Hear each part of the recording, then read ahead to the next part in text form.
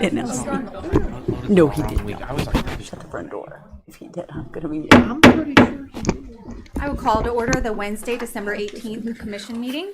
May I have the roll call, please? Mayor Allen, Present. Present. Commissioner Present. Commissioner Crum, Present. and Commissioner Skidmore. Present.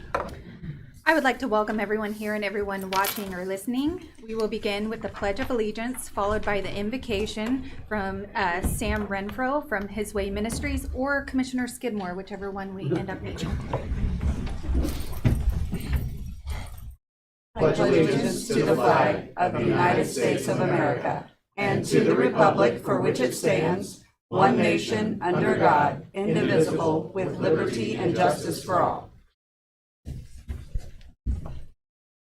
I'm here.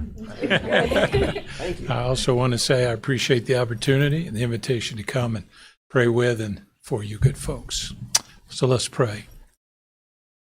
God, your word says, trust in the Lord with all thine heart. Lean not into thine own understanding. In all thy ways acknowledge him, and he shall direct thy paths.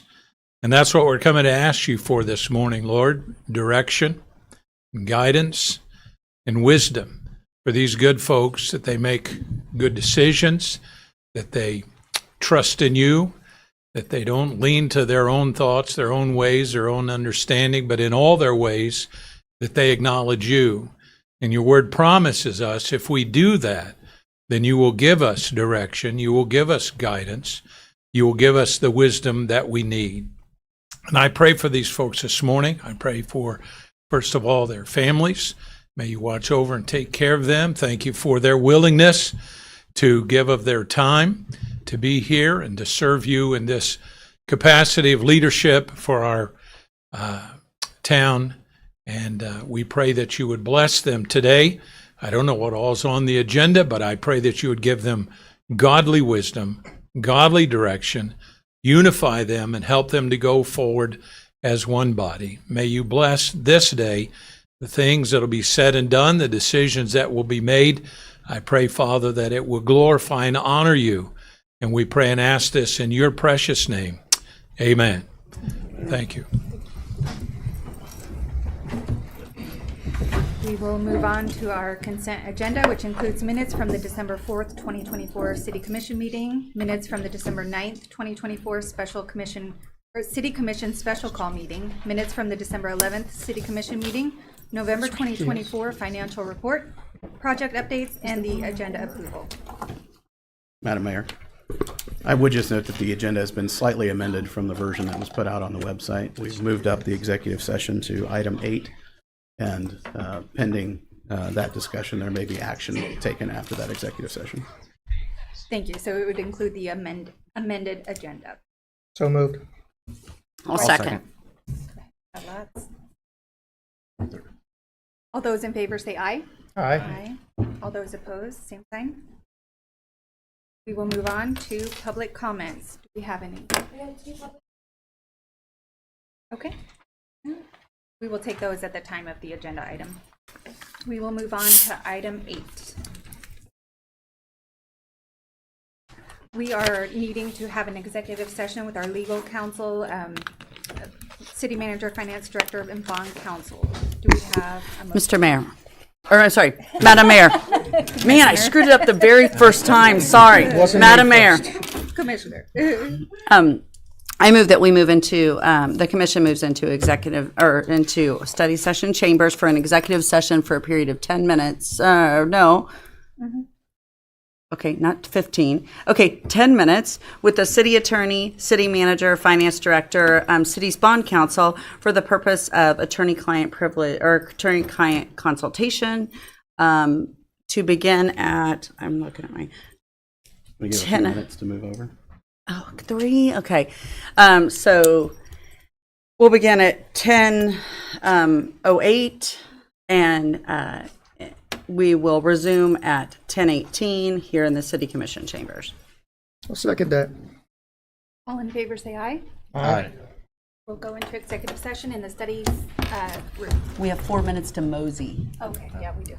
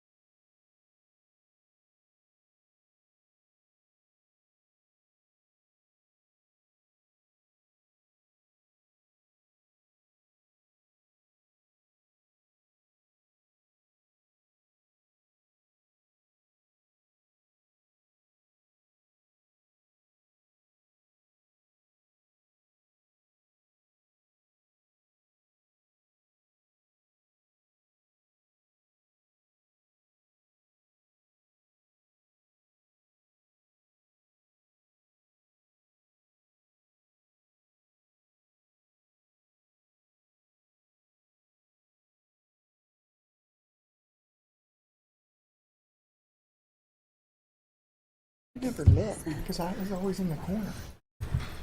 Just saying. We are back from our executive session. I would like to call on our city attorney for a presentation on an action item.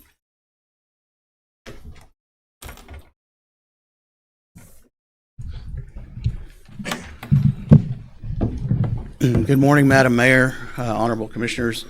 Thank you for the time this morning and the indulgence in amending the agenda. I do have an action item for you this morning that I would like the commission to consider. The new agenda item would be to authorize the mayor and city manager to finalize and execute a contract for the sale of Proximity Park to Lightfield Energy, LLC.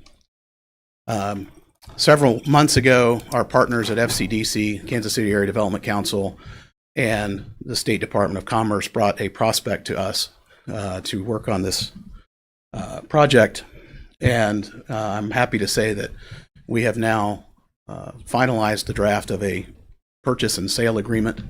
I've asked a couple of the principals of Lightfield Energy to be here this morning to talk to you about their project and what they hope to do here in Ottawa. And Andy Talbert and Billy Sorensen, I think, are joining us via Zoom. And so if we can put them on the screen, Paul, I think we'll bring up the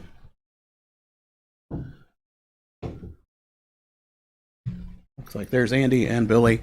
Welcome to the Ottawa City Commission meeting, gentlemen. You're live with us here in the room. Commissioners, I'd like to give you an opportunity to visit with Andy and Billy about their proposed project. Thanks for having us. Well, Andy, I'll start it off. We have a new mayor now, so I will congratulate her on this. But let me say, I appreciate all the negotiations we've had over the last, since August, I guess it's been. And I just really appreciate the fact that you came to us, so you saw potential here with our city, with our commissioners, with Mr. Finch and all the other people here at City Hall that worked with this tirelessly since August to get something together. So I personally am very, very excited about this prospect, and I'll let the other commissioners speak on it too. But thank you both, Andy and Billy, for all your hard work as well, because I know you and your people put a lot of effort into this as well to make this happen. Anytime a negotiation takes place, both parties think they're giving up something, and I guess we both walk away thinking that, but at the same time, we both think we gained a huge asset here. And so that's the way I look at it. And thank you very much for all your participation and hard work to make this thing happen. And this is Mayor Allen here. What I would like to do is kind of ask you for an overview of what your company is and what you're looking to do here in Ottawa, please. Yeah, so thanks everyone for the time. And primarily we are an energy company, and our work is interconnecting and building out energy projects across the country. And Lightfield is seeing a huge market come up in the data center world and technology park world. And we are planning on building a substantial power plant and technology center. And I'll let Andy speak to the technology center, but Lightfield Energy has been around for 15 years. We've built projects all over the country, mostly in the renewable space, and have powered all sorts of industry, and we're looking forward to powering a technology campus in Ottawa. Yeah, thanks for the context, Billy. I'll jump in for a second as well. On the technology campus side, we've really seen the growth of a lot of the things you guys read about, I'm sure, on a daily basis, right? In terms of the need for more data center, more technology campus resources, more compute, the growth of AI and kind of all the different ways that I think it's changing, everything from education to commerce across the country. And so we're involved in a number of these projects and opportunities, and saw the opportunity you guys have put together in terms of Proximity Park and the assemblage that was already done there, the resources, the community. I've been there multiple times. I'm, not based in Kansas City anymore, but spent over 20 years there, went to high school, college. So very much view myself as from that community, and Ottawa was kind of right down the road and made a lot of sense to tie into when it came to this opportunity specifically. So we're very excited about it. It's a substantial project, obviously, based on, the amount of acreage involved and also just the amount of, buildings and other things that will go into this. But I think it is something that really does, create a center of gravity, if you will, for technology and technology-based businesses that will hopefully attract them for future growth for Ottawa as well, and be great for all of us. Thank you.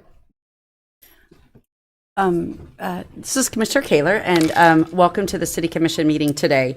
Could you tell me a little bit about similar projects that you have or you're working right now? And then can you also tell us about jobs that you believe that you'll be creating with this project?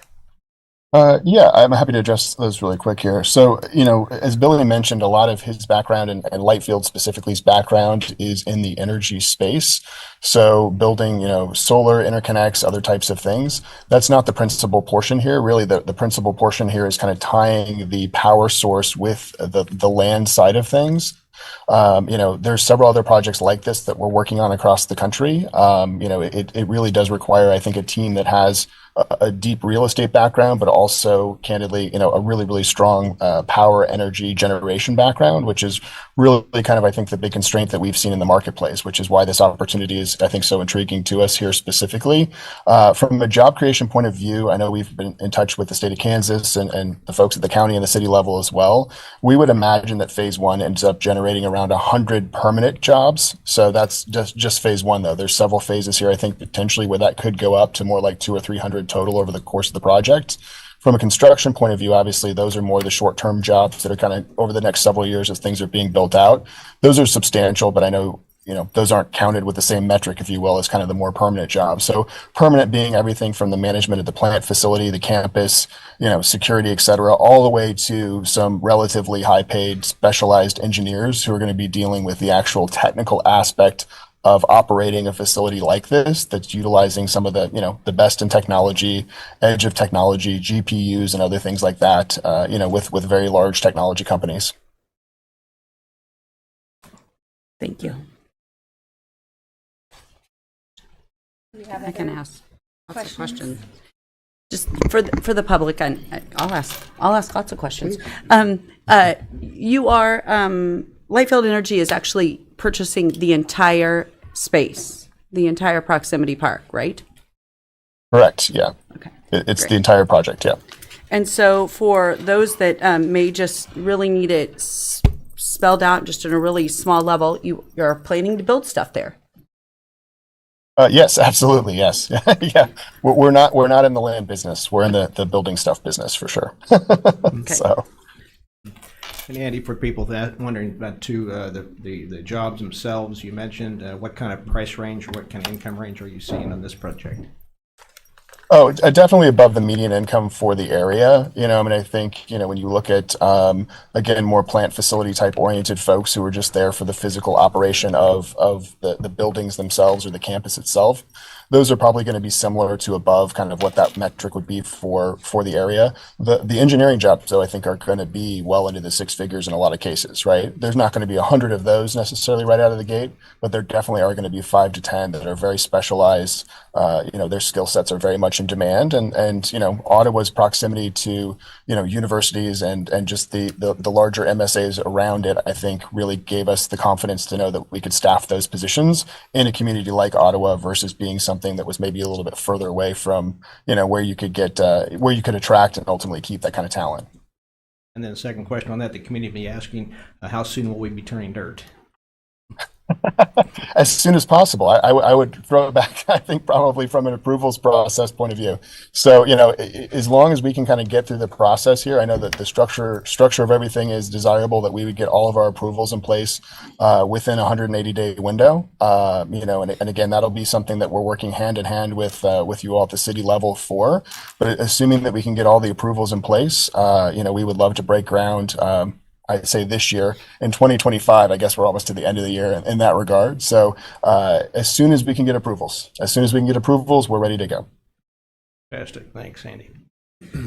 Good morning, Andy and Billy. This is Commissioner Crowley. Just to elaborate a little bit more on what Commissioner Kaler was asking.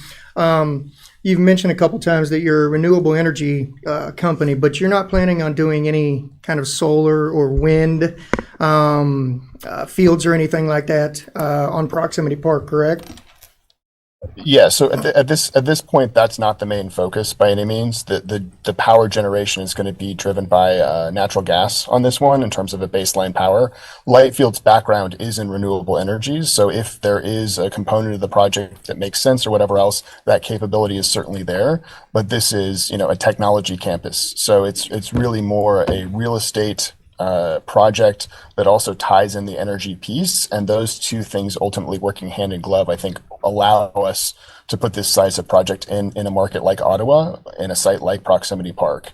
So yeah, the focus here is not solar by any means, despite the fact that Lightfield has obviously a very storied history of the last 15 years of working in that space. The story here is technology campus that's focused on AI data processing and a lot of other high-tech stuff that ultimately needs a power source. That baseline power source is ultimately going to be natural gas derived.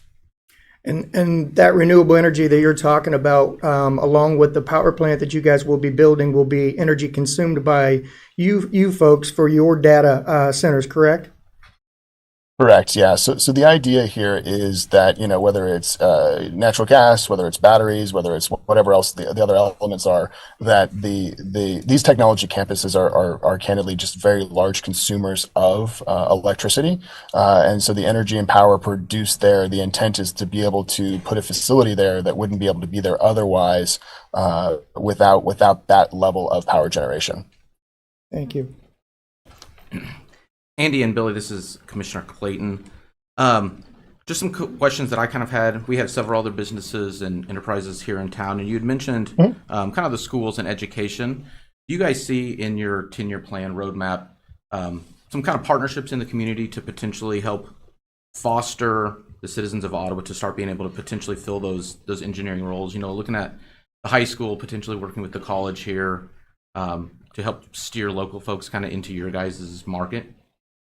Yeah, ideally, that's a partnership that we would love to work on in terms of just collaboration. I think the biggest focus over the next, let's call it 3 to 6 months, is going to be the approval of the overall process. But those are conversations we're already having in terms of who would be good to collaborate with, whether it's at the secondary education level or the university level. I mean, I know you have a university there. I know there are other obviously universities that are not too far away in that regard in terms of tying them in. But as much as we could possibly keep local to Ottawa on this one and create it as as an opportunity for, I think, the whole community, the better it is. I mean, we would love to have obviously strong workforce and engineers who are able to already have a place or have a home in the community versus having to kind of bring them in from other places or convince them to move to Ottawa. So I think it'll be a combination of the two.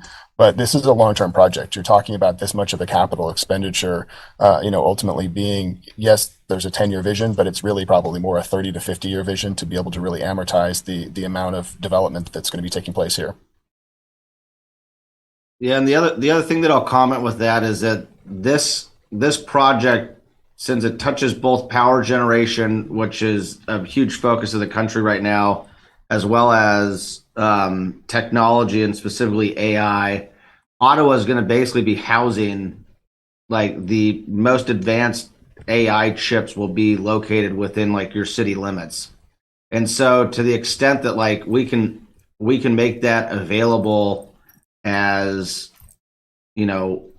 one that people recognize that, hey, like there's like some very advanced technology right in our backyard. Like that's like best case scenario for us to give, those citizens kind of first crack at being the ones that are able to operate, maintain, and basically keep uptime. And so whether that's, high school kids interested in electricity or computer science, like you kind of have the state of the art of both will be on that piece of property. Yeah. And I would add to that, I think, you all are looking towards the future and understanding how, workforce development and, ultimately just the way that people live and operate and do business is being changed.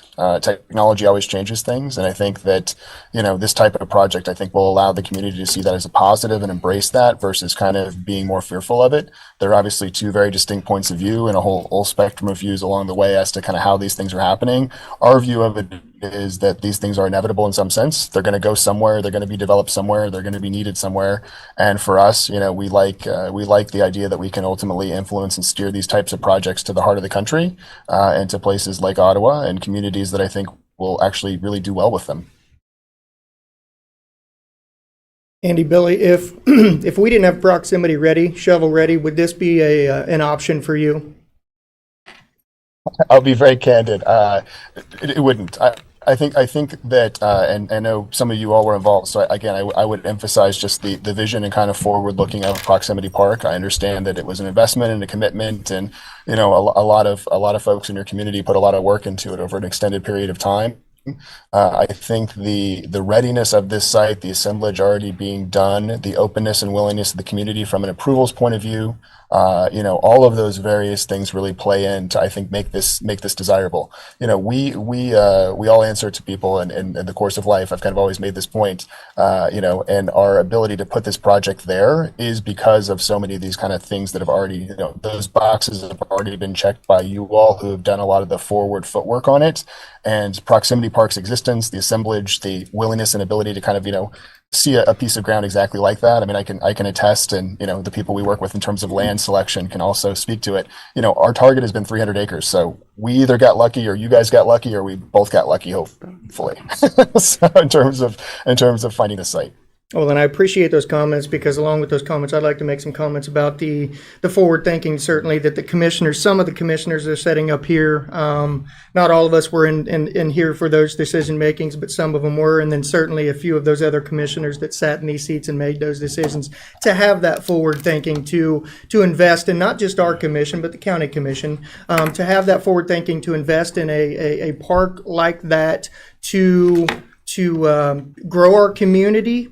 I'm sure they were never thinking that they were going to have somebody like you come in that was going to, as Billy was saying, bring AI to our community. That's going to be one of, if not the only community in the United States that it really puts us as a city, us as a county on a huge roadmap, and that's something I would like to personally say to the fellow commissioners sitting up here, and certainly the ones that sat here before that had that forward thought to think about you guys, you Andy and you Billy, who were going to come to us and say, hey, let's have a partnership here.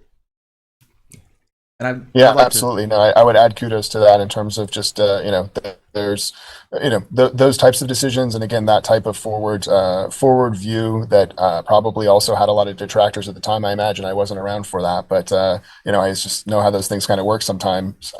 When courage is exhibited, I think it should also be obviously praised. So we would second that. Well, and just to follow on those comments as well as the commissions, all the citizens who voted for the special sales tax that we've used to kind of help fund this project as well. Just in honor of Commissioner Skidmore, I do want to say that this move will be generational, not to play on the power plant pun. But as we've talked, that for 15 years, this has been an ongoing process. And so I appreciate you mentioning, for you guys, your mission here is the 30 to 50 year, kind of truly that generational plan, that this isn't going to be here for the next 5 years and then you're gone. That people's kids today will be seeing this plant. Soon, hopefully kids won't even remember Ottawa without it. Kids born today, hopefully this has been a part of their life forever. So I think that's really exciting for the community. So just thank you to everyone who voted for that on both commissions as well. And Andy, you had mentioned the word collaboration several times, and I think that's going to actually be my buzzword for 2025, because I've been hearing it so much. But certainly we would be remiss in failing to mention that this was a huge partnership with our county partners, and we really appreciate their foresight as well in joining us in this collaboration and this vision that we had for this park. So thanks to them as well. Do we have any other questions or comments? I would just open it back up to you, Andy and Billy. Are there things that you wish that we would have asked you that we did not ask you? Good question. Billy, you got one? Yeah, you guys, everyone's done a pretty good search. There's been a pretty good This has been Yeah. fun so far. It's going to be fun to get this thing up and running. It's a big deal, and and I just appreciate that everybody's has treated as such, and now we're from Lightfield standpoint, we couldn't. I mean, this is a great day for Lightfield Energy, and hopefully for the city of Ottawa. So no more questions needed. No, I appreciate very much, again, all the conversations and the time spent in person, with everybody, on the Ottawa side of things. Speed to market is important to us as well. So I think, again, getting those approvals together, the question about when can we turn dirt, we would love that to be, this year as soon as possible. So I think, again, the continued collaboration even after all of this, to make sure that we're continuing to be able to communicate and pull things together in a timely manner, I think will be also very, very helpful. But again, we're very hopeful about everything kind of going forward, and look forward to the long-term relationship of being able to just continue to build things that will have an impact on the community, and also, are gonna be a very key part of kind of the future of our country. City Attorney Finch, do you have comments? I'll echo the thanks to Lightfield and their principals. Andy and Billy have been great to work with and talk through this process. I would note, for the benefit of the public, this is a $5 million purchase contract with the city. There's 180 days of due diligence time for the company to look at the site, make sure that everything is as they want. You heard them talk about approvals. We'll be going through our standard development agreement process with all of the attendant but-for analysis and review with our bond counsel, determining what incentives are appropriate. I will tell you that Lightfield is committed to this site, and to that extent has maximized their request for a tax abatement in this contract to no more than 75% for 10 years, which means that should they purchase this site, the citizens of the city and the county will see an immediate impact in property tax dollars paid on this site for the improvements that go in out there. And that's in contrast to, sometimes we see projects where there's 100% tax abatement and there's really no taxes paid. And in this case, Lightfield felt that it was important that an immediate contribution be made to the tax base in the community that they want to locate in. So I think that's an important part of the contract that bears mentioning here. I would also second that I've worked closely with, had a lot of conversations with Derek Brown, the county administrator. The county has been integral in this process. Their commissioners have been integral in both the development of Proximity Park, but also the ongoing efforts to market it through the Franklin County Development Council.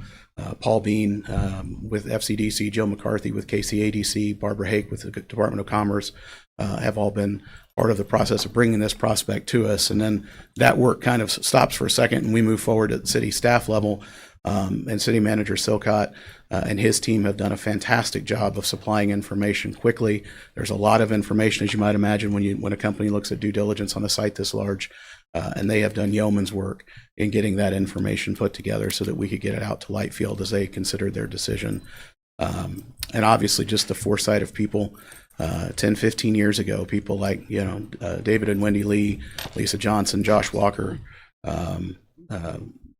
several others who were involved in the land committee, Darren Ammon, who contributed their time, donated their time and talent and treasure to figure out where Ottawa could and should grow, because we were not able to do that as we were configured 15 years ago. And then the citizens of this community who took a chance and said, yes, we believe this is an investment we need to make. So this is a momentous day, I think. It is another step in the process. As you know, it's a real estate contract, so now we got to get to the place where we close it. And so our work is in some ways just beginning, but we look forward to doing it. And we would ask today that you would consider authorizing the city manager, the city attorney, and the mayor to finalize and execute the purchase and sale agreement for Proximity Park with Lightfield Energy LLC. I'd just like to appreciate the work by the county. I don't think we'd be talking today with this contract had it not been for the county's contributions. So I see Sabrina's here. I don't know if the rest of the commission may be listening in or when we get a chance to visit with them in person, but we do personally want to thank them for their significant commitment in Proximity Park too. I recall the North Industrial Park, when it was purchased, it took about 10 years before the first building erected out there. and it's been about the same amount of time here in this particular one too. So so with that, Madam Mayor, I'll make the motion. We do authorize the mayor, city manager, city attorney to finalize and execute the purchase and sale contract with Lightfield Energy LLC. I'll second that. Can we get a roll call vote, please? Discussion? Or discussion? Well, let me just say this, Madam Mayor, your first week on the job, you sure hit a home run. And I did, yeah. I can't wait to see what we're going to do next week, so be prepared. But anyway. Thank you. Any more discussion? Can we get a roll call vote, please? How do you vote, Mayor Pro Tem Clayton? Yes. Commissioner Skidmore? Yes. Yes. Commissioner Kaler? Yes. Commissioner Crowley? Yes. And Mayor Allen? Yes. Motion passes. Hey. Well done. We will move on to item 9, appointments, proclamations, recognitions, nominations, and public hearings. Item A, presentation of checks from the Mayor's Christmas Tree Fund to ECKAN and Hope House. Each December, the Cosentino family of Ottawa Price Chopper donates an amount to the Mayor's Christmas Tree Fund. The commission selects 1 or 2 nonprofit organizations in Ottawa to receive the funds to support citizens. Michelle Graff with Hope House and Crystal Anderson with ECKAN will accept the donation checks.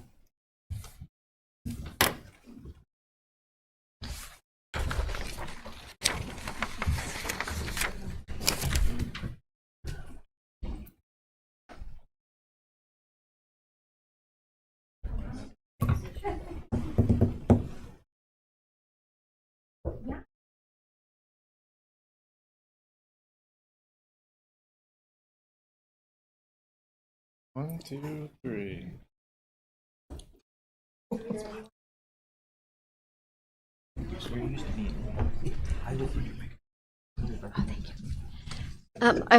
On behalf of Hope House, I want to thank you for the donation. I'm glad to hear the word collaboration because Hope House is going to need more collaboration with city and county. When we first moved to the new building, we were serving between 150 and 175 households. We're up to 300 households per month. It's a lot of people coming in. This last month, we had 36 new households find us. So there's definitely a need for Hope House, need for the food, the clothing, all the things that we can offer. So, so collaboration, like I said, is going to be necessary to continue the service that we do for the community. But thank you. Ditto, Michelle, and just want to thank the Constantino family and you all, of course, for this gracious donation. And it's always fun to get to hang out with Michelle and continue to just push that back into the community and do the good work. So thank you. Thank you. Thank you both for all that you do for our community. We will move on to item 9B. Public hearing on RHID Development Plan and RHID District for Fairway Vista. This public hearing is to consider the adoption of an RHID development plan and establishment of an RHID district for the Fairway Vista project. I will open public meeting at 10:46. All right. Good morning, Mayor and Commissioners. Tyler Ellsworth with QTAC Rock, the city's bond counsel. The next 2 items, this public hearing and the ordinance that follows on your agenda, relate to the Fairway Vista Rural Housing Incentive District. And I should note before I get into the couple of remarks that I have that Mr. Ross Vogel, representative of the developer Rockham LLC, is here if you have any questions about the project. I know that we visited about this once or twice at prior meetings, so I'm just going to hit the highlights here. But essentially the purpose of this public hearing is to talk about the RHID development plan and the establishment of the RHID district. The project that's proposed is 14 new duplex units in 7 structures. It's along Diamond Head Road. These are 7 existing lots. These duplexes will be similar to existing duplexes that are adjacent to these empty lots. The development plan describes the infrastructure improvements and the housing improvements that will be made in the district. Because these are existing platted lots and the infrastructure is largely there, not largely, it is there, the RHID tax increment will be used to reimburse the developer's vertical costs of constructing the units. That's consistent with a change that was made in the RHID Act last year. The other item to note just briefly about the RHID development plan is that it contains a comprehensive feasibility study looking at the tax increment projected to be generated over the 10-year term here, it's between $38,000 and $45,000 a year, just north of $400,000 total over a 10-year term, and we'll get into that a little bit more in a moment. But that's really kind of a high-level summary of the RHID development plan. And then with that, I'm happy to answer any questions, or if there are any members of the public that would like to speak, that would be appropriate as well. Could you kind of just touch on, in someone's mind, out of pocket, what is the cost to the city for this? That's a great question. The answer is there is no cost to the city for this incentive. The city continues to get, the city and the other taxing jurisdictions continue to get the existing property taxes based on the assessed value of the land that's there. And the reimbursement to the developer comes from the incremental property taxes that are generated. So there's no cost to the taxpayers, and actually, to the extent that there are fees and expenses paid for putting the structure in place, the developer bears those costs. Thank you. Any other questions? Do we have any comments from the public regarding this?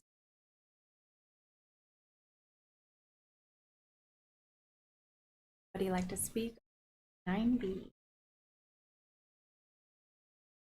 None. I will close the public hearing at 10:50. That'll move us on to item 9C. Ordinance adopting RHID development plan and establishing RHID district for Fairway Vista. This ordinance formally approves the RHID development plan, establishes the RHID district, and approves the development agreement for the Fairway Vista project. All right, so I think we've covered most of the detail here about the project, about the RHID incentive structure. There are several steps in putting the RHID structure in place. You'll note that we're close to the last step in the timeline here with your approval of this ordinance this morning. The only additional item to note as it relates to the ordinance, in addition to approving the RHID development plan and establishing the district, the ordinance authorizes the city to enter a development agreement with the developer outlining the rights and obligations of the city and the developer as part of the project, and sort of showing what the developer has to do to be eligible for this reimbursement. As I mentioned, the reimbursement is limited to a 10-year term, so 10 full years of RHID reimbursement after the project is constructed, and there's a cap of $425,000 in reimbursement as well. So I think that probably covers it. If there are additional questions, I'm happy to answer them. Have any questions? We have a motion. Madam Mayor, Commissioner, I'll make a motion to approve item 9C as listed in our agenda. do we have a second? I'll second that. Do we have any discussion? May I get a roll call vote, please? How do you vote, Mayor Pro Tem Layton? Yes. Commissioner Skidmore, Yes. Commissioner Kaler, Yes. Commissioner Crowley, Yes. and Mayor Allen. Yes. Motion passes. That'll move us on to item 10. Thank you, Tyler. Yes. That'll move us on to item 10. At this time, I'd like to give the commissioners a chance to declare any conflict or communication they've had that might influence their ability to consider today's issues impartially. And that'll move us on to unfinished business, item 11A. Ordinance ratifying Ordinance 4145-24 Premier Auto TIF.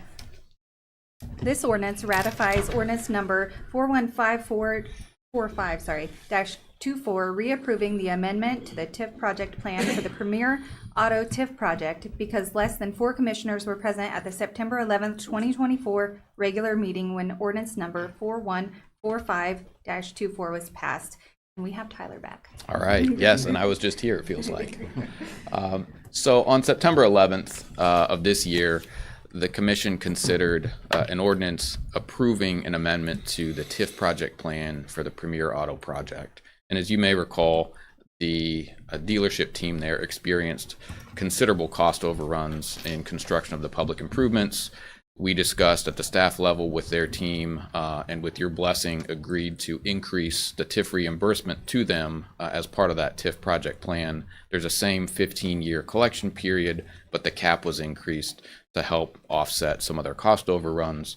When the commission passed that ordinance on September 11th, there were 3 commissioners here, and the TIF statutes refer to a 2/3 majority required to pass project plan approvals and amendments. And so we're asking you this morning just to ratify the ordinance that you previously passed on September 11th, now that 5 of you are here with us.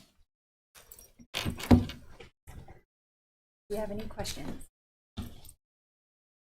Madam Mayor, Commissioner? I move that we approve the ordinance ratifying ordinance 414524 as listed in our agenda. Do we have a second? I'll second. Do you have any discussion? Seeing none, may I please get a roll call vote? How do you vote, Commissioner Crowley? Yes. Mayor Pro Tem Clayton? Yes. Commissioner Skidmore? Yes. Commissioner Kaler? Yes. And Mayor Allen? And I vote yes. Motion passes. All Thank right. you again, Tyler. Thanks, guys. Yep. We'll move on to item 11B. Ordinance regulating camping and storage of personal property in public space and right-of-way. City Manager Silcott will present an ordinance addressing camping within public rights-of-way. Thank you, Mayor and Honorable Commissioners. This is an ordinance that regulates camping and storage of property in the right-of-way. And what we're asking you to do is to consider or direct staff for any desired changes or future actions. The purpose of the ordinance is to preserve our public spaces, support economic and community well-being, and foster a collaborative, cohesive approach to facilitating social and civic capital and services with our local homeless and at-risk and vulnerable community members. The facilitation must always be undertaken in a humane and dignified approach. Our dedicated, community-oriented police officers apply a very proactive approach and engagement to building a stronger relationship with the vulnerable communities through their existing commitment and needs, through their routine interactions with folks that they come across in their day-to-day patrol activities. And with this, they specifically commit to addressing the needs of these individuals, whether it's care packages, kits, warming opportunities, and also getting them to the services that they need in partnership with the service providers, several of which you have seen here in this meeting earlier on our agenda. I also want to point out that our city commissions contributed funds previously to support Hope House and its homeless program, as well as adopting the zoning and land use policies in 2018 to allow for temporary or transitional housing for homeless and vulnerable populations. It's through the leadership of current and past city commissions that the city's actively engaged in initiatives to address homelessness through our strategic planning and community partnerships to allow us to target and better allocate our resources, and to do so within a regulatory framework that none of us here really have control over, as that is deemed to be at the state level. While challenges persist, efforts emphasize collaboration and a focus on lasting positive outcomes. Here's kind of a timeline of how we got to this actual ordinance.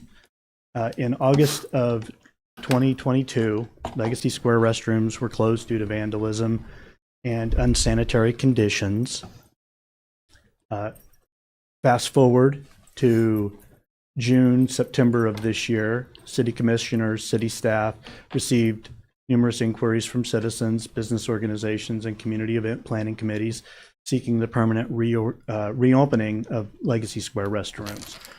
In and amongst this whole time frame, there was some high-profile litigation underway through class action, and in July of this year, the Supreme Court ruled in Grants Pass versus Johnson that actually shaped the structure of this ordinance, which is civil in its approach and not not criminal in nature. And not only that, it is also designed to give maximum discretion both to our community-oriented police officers, our regular patrol officers, and our municipal court process, whether it's prosecutorial discretion or the municipal court judge. Then September through October, once we had the ruling from the U.S. Supreme Court, we began engaging stakeholders for feedback on the ordinance and soliciting any other options for near-term solutions to mitigate this issue and to help us lessen the potential impact on our vulnerable and at-risk populations. And then while this is also concurrent staff, including our police officers, our police department through Chief Weingartner, we're working on policies and how this would be adapted to, and again, it's coming from a point of discretion and is intended to be as a course of last resort. So we initially presented this and deliberated this at the November 20th, December 4th, and December 11th commission meetings. The ordinance is one part of a broader effort to address and ultimately, good Lord willing and the Mayor Dezine don't rise, end homelessness in Ottawa and Franklin County. As highlighted in Director Neese's May 15th presentation to the Commission, there's a critical need for various types of affordable housing across all income levels. Director Neese continues to collaborate with these community partners, including FRETSA, which is the Franklin County Emergency Temporary Shelter Alliance, to expand transformational and affordable housing opportunities to help lift individuals out of homelessness and provide some long-term stability. The ordinance has been developed as a tool of last resort, once all options to facilitate social and civic capital programs and services with those in needs. So our community police officers and mental health providers that we work with are actively trying to work the problem and assist those. Unfortunately, sometimes we have individuals who just desire no assistance. Sometimes it's through no fault of their own, and other times it's by their choice because it's something that they can control. And so with that, we've tried to enable discretion in the application and its enforcement, meaning it's not like you just show up and confiscate people's personal belongings.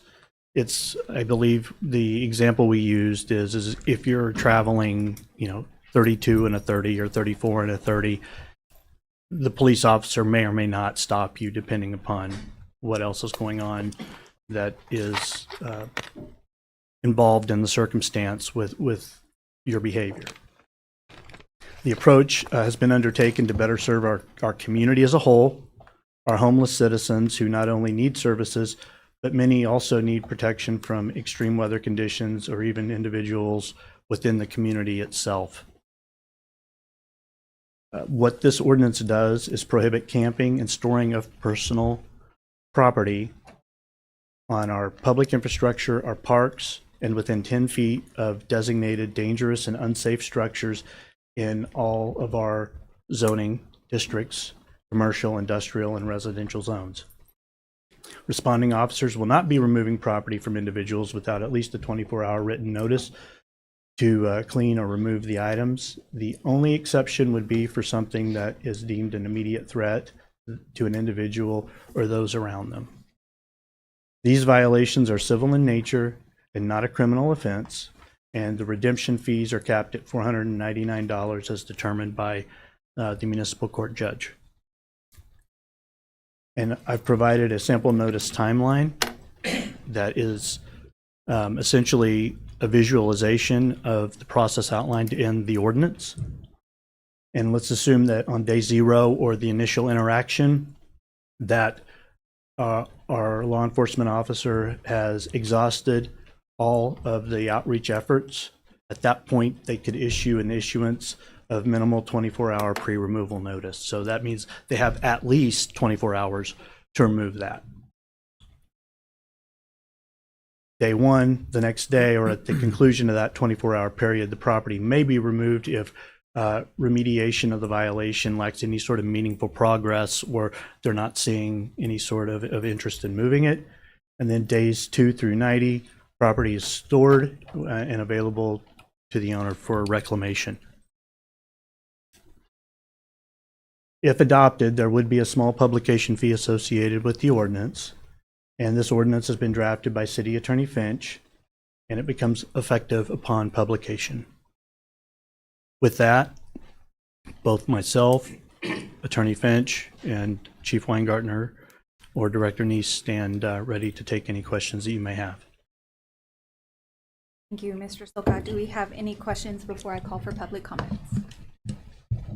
I've got a question of Chief Weingartner. If you come to the microphone. I read in the Lawrence paper just Monday, I believe it was, that they are encouraging our state to enact some form of law that would prohibit driving homeless people across county lines. I guess they accused somebody out of Anderson County, I believe it was, bringing someone to the Lawrence community, a homeless person, and dropping them off and leaving, which, yes, Lawrence is more in some ways adept to handling this because they have quite a few, but at the same time, there seems to be a concern about that. So my question is this: of the homeless people here in our community, are they Ottawans or are they from out of the county?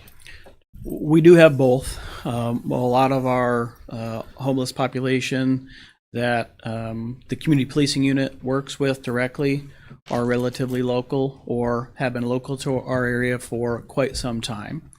What you don't often see, because of the work that the patrol officers do in conjunction with the community policing unit, is people who do travel from other places, maybe get dropped off at Love's Truck Stop or the south end of Ottawa because it's proximity to I-35. And we work very quickly to try to provide those people who are maybe passing through to another destination and they get dropped off in Ottawa.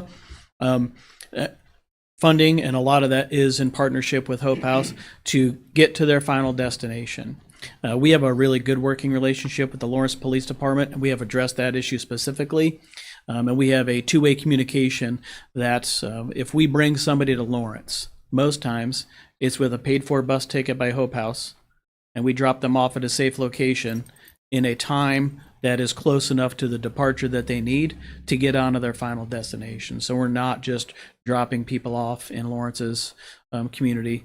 We suffer the same thing from other law enforcement organizations that do that because of our proximity to I-35.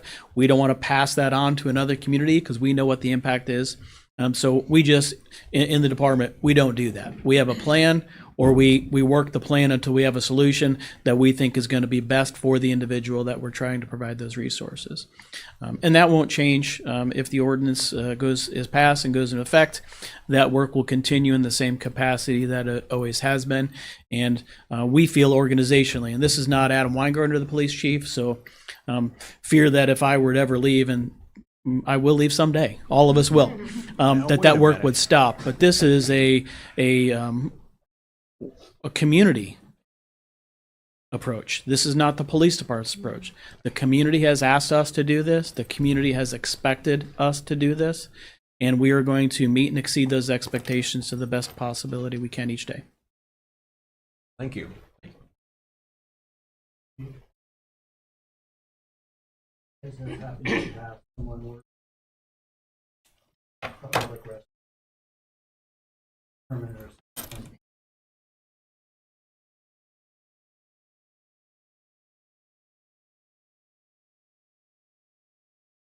It's very limited and would only be posted park hours in the one location currently in the community that has a park. But absent that, not really. I appreciate our city manager kind of bringing that question up because I have a couple scenarios that I want to run past you, Chief.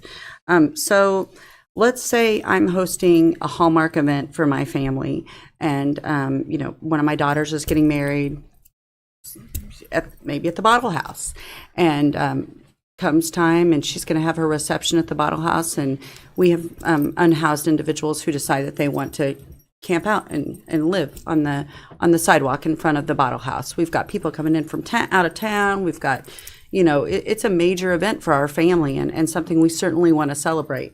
I have absolute sympathy for those that are unhoused, but I don't necessarily want them greeting my daughter and her new husband as they walk into their wedding reception. Is there anything preventing right now something like that happening if a person were to decide that they wanted to make the sidewalk in front of Bottle House their home? No, there's not. So, and if, let's say, every year we talk about it, and we talk about it ad nauseum, how great the flagship event for the Old Mary car show is. And if we had, one or several people that decided that Haley Park is where they wanted to make it their place to live, and they did that over car show weekend and erected their tent and made it their space, plugged in their slow cookers, and made it their home. Is there anything preventing them from doing that at this point? No, but because of the closed event status, we do have a little bit more removal authority because of the space. But leading up to that or after those few hours that the event might be, no, there wouldn't be. All right, thank you. I bring these up because the thing is that I am sympathetic to everyone is in a different space in their life. However, there are things that we think about, and when I think about this camping ordinance, I don't think that we always go to the extreme on what could happen, but I think that's our job as commissioners to think about the extreme on what could happen and how to keep our community safe and keep every citizen in mind. Thank you. Do you have any other? Yeah, for potentially City Manager Silcott and then Director Neese. And here to mention the work with community partners to identify opportunities to kind of expand available housing, transformational housing with FRETSA, kind of that. Could you kind of touch on how that's kind of looking, that progression on kind of code zoning, community partners towards housing? I appreciate the question. I'm not sure I have a good response on codes and zoning per se. In terms of that community partnership, I continue to participate in the Coalition to End Homelessness meetings, and hope that I'm a constructive part of that. In terms of how do we find more transformational housing, I think the nonprofit community or the service community here is really looking to the rest of the community for assistance, for encouragement that the community wants to invest, and that's kind of where the meetings that I've been having are hanging. Is if we need 10 more units, is the community ready to rally around that? And I say very purposely community and not city, right? The city is a legal organization that, but I would anticipate the city might be is part of the community, but is the community at large prepared to make those investments? And that's kind of where those conversations are right now. Thank you. So it's kind of in the point, if Hope House all of a sudden had a check for $1 million to build structure, that we're kind of working on potential options for that. Because I know, you look around the country, there's tiny homes, there's modular storage, there's a lot of different modalities. In our kind of current code, that what we're kind of looking at is trying to enable flexibility for bringing those options potentially forward if there were the case that there was a quote unquote development, I guess I would say. I think we'd want to have a conversation as at the Planning Commission level and at your level about what sort of housing best fits Ottawa and best meets the needs of folks. I think you also want to have a conversation about what sort of housing actually ends homelessness. There are kinds of housing where I would say we are sheltering the homeless, and there are other kinds of housing that are transformational and mean that somebody's no longer homeless. And I have my own opinions, but ultimately that's a policy decision for you. Thank you. And I believe, just to kind of expand on that, you're looking at segments that are in need of shelter and then also homeownership.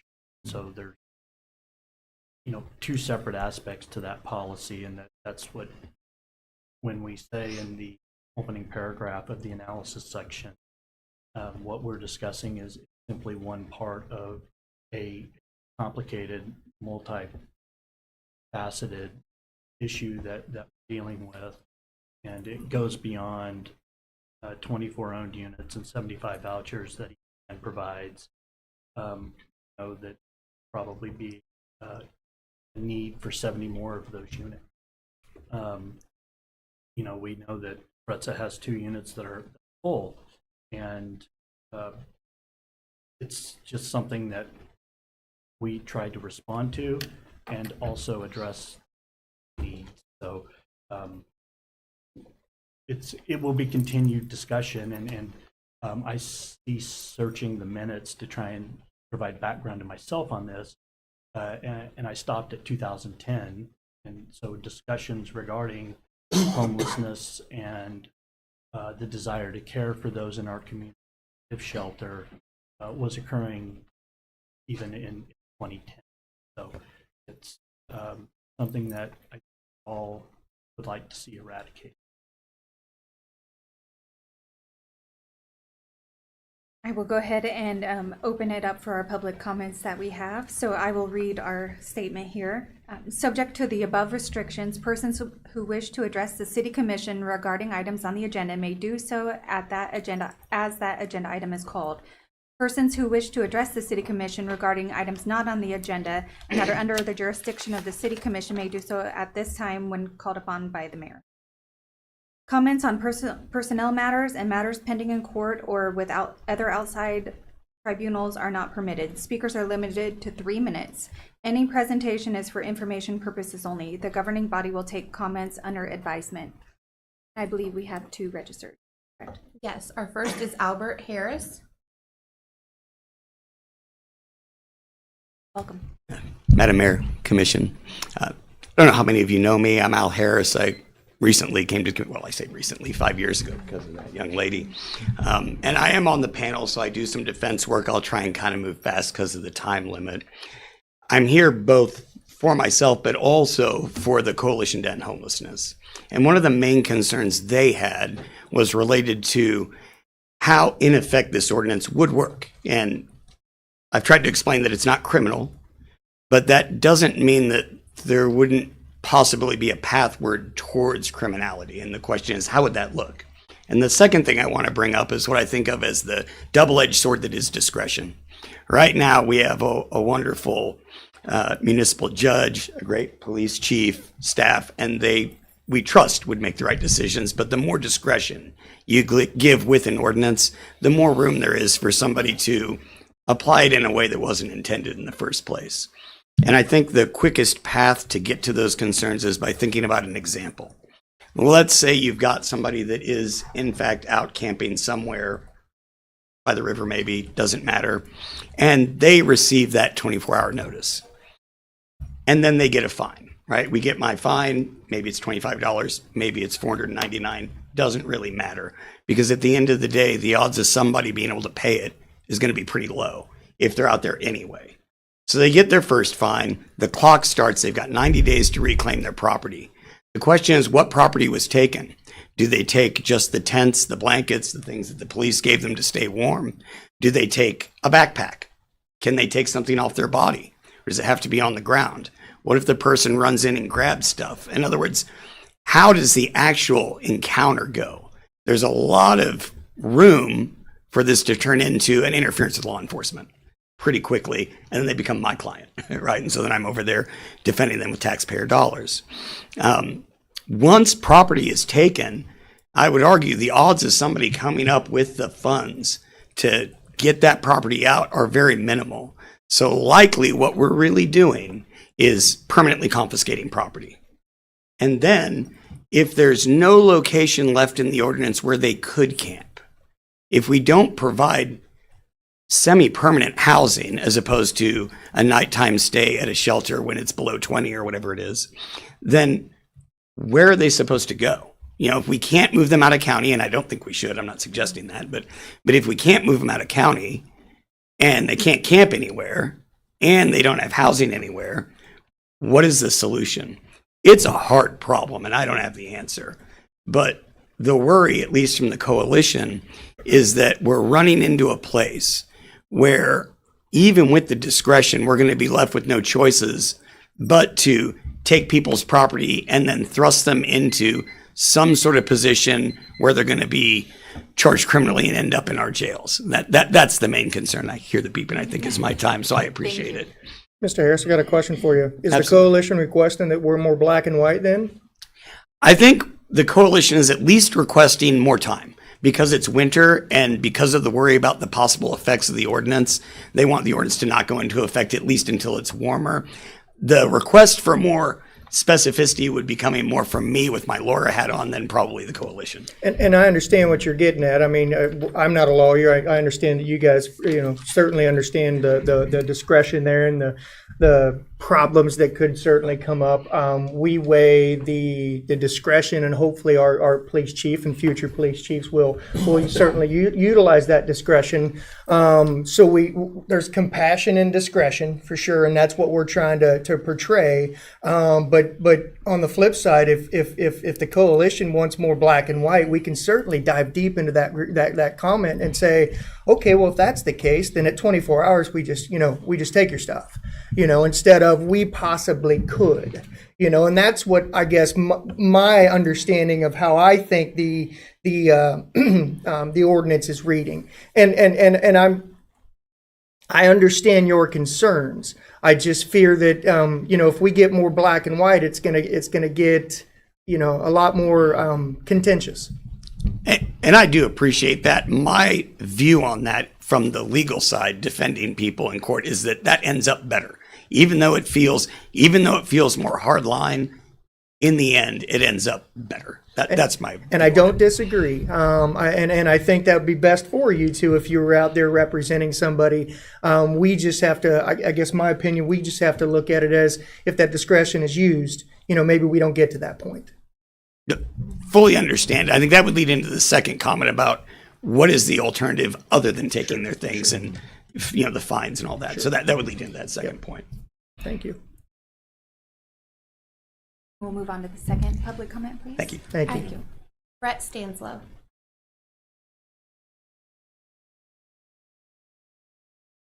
Morning. Morning, Mayor, Commissioners. I'll just get started. I've tried to come up with some things to say, and I apologize because I still haven't found all the words that I wanted to. What I have included are a few of the things that I was able to put into words, and I'll try to keep this brief into bullet points where I can, so bear with me and apologies if I forget anything. I do think, first of all, that it is unconscionable to pass a no camping ordinance right before we go into the worst part of the winter, not just because I don't love the ordinance, but because some of these people, it means you'll be taking their tent and their sleeping bag and their heater, and they may not have the means to get it back when they very much still need it. My only suggestion here is to table the discussion until springtime, because although I still don't think I would personally support it, it would be significantly less impactful to the people that it will affect and would let all of us gather some more information or to fully research and articulate why we feel a certain way. I do also want to point out a few positives where I can, and I'll try to stick to my points here as well. I think it's a great move to present an ordinance like this and not immediately vote on it, because I think it's done a lot to bring the issue of homelessness to light in our community, for better or worse. Obviously, I wish it weren't an issue at all, but since that's not a reality, I do appreciate having the discussion and having most of the discussion during city meetings so that everyone can follow along. At least one person that I have never met has reached out to me recently, and they wanted to thank me for the words that I had said at previous meetings. And we've had at least 2 people reach out and say that they had no idea homelessness was even on the city's radar or as big of an issue as it is. So kudos for bringing all of that up.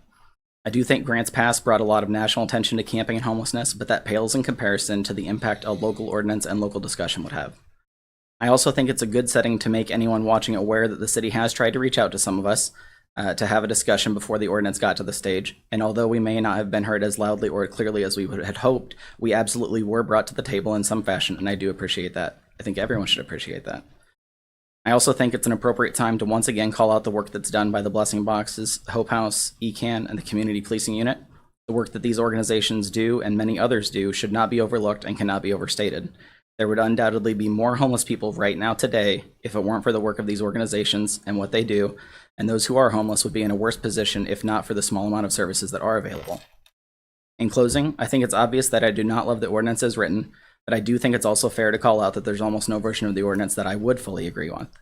I'm happy to come to the table and share my thoughts and experiences with you, and I hope that going forward, whether this passes or not, that you all recognize that. I sincerely hope that we work for more complete preventative and wraparound services that our homeless neighbors need to thrive, and I hope that we can have this discussion again in springtime. How close was that? 23 seconds. Good enough for me. Good job, Brad. Right. No, that's all. I tried to So stick feel free, you got to 23 prepared more remarks seconds. as much as I could.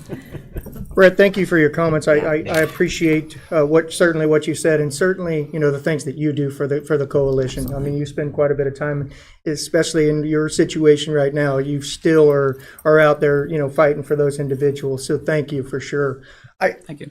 The only thing everybody says that we're just taking the stuff, and that's not the intent of this ordinance. The ordinance is to have a tool that if for some reason we can have those folks moved. Understood. Yeah. And that's where I have that internal fight with myself, because everybody just jumps to that. We're taking your stuff, and that's not it. It's just a tool to utilize that if for some odd reason, whether it's an individual's in a situation where they could harm themselves or somebody around them. Certainly, that's a tool that we could utilize. Or if they're affecting a business, a contributor to our community Or a public space, right? Absolutely, thank you. So, and that's what I want the public to understand. It's not, this isn't going to go into effect, whenever, and the next day they're going to be out there with bulldozers removing everybody's stuff. I think it's going to be, if the time is necessary or it comes that we have to utilize that tool, it's in our tool bag to use it. Surely. There's not a lot I can disagree with there, so yeah, I understand. Thank you. Thank you, Brett. I think of some good comments here. It is kind of a lot of our decisions up here are made with our brains and some with our hearts, and this is a combination of the two, and it gets a little bit more convoluted, I think, in that case.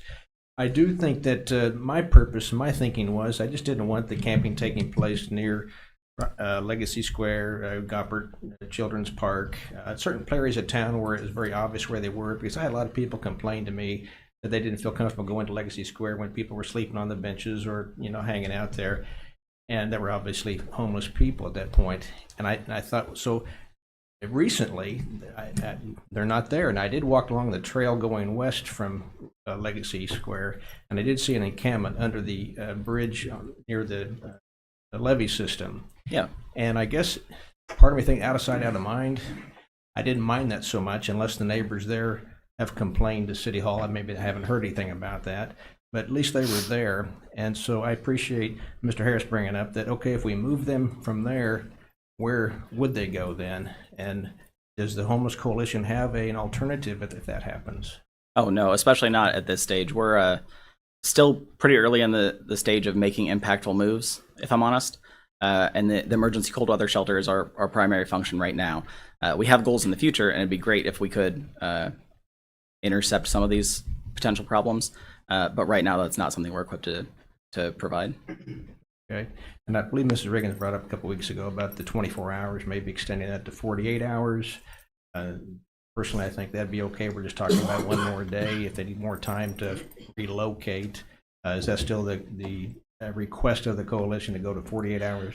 I can't say that. We didn't. That's not one of the items we specifically discussed, but I can tell you that Julie couldn't be here. She's actually ill. She wanted to be. Trust me, she wanted to be. Okay. And she still thinks that a minimum of 48 hours is really pivotal to this getting her blessing, if that makes sense. And I feel that would be fine. I mean, for us in the art of compromise, I feel like that's a small thing for us to give up as a city, is one more day if they need one more day to find a location. But yeah, that's where I stand. Go. Sure. Mr. Finch, could you clarify Mrs. Riggins' request for that 48 hours, which she actually specified? The email that I've seen from Ms. Riggins is that you would establish a city campsite owned by the city where camping could take place, and if an individual campsite got dirty or cluttered, you would give 48 hours to clean up that campsite. That is my understanding of the emailed request from Ms. Riggins. I'm also not aware if the coalition has taken a formal vote on any of these positions.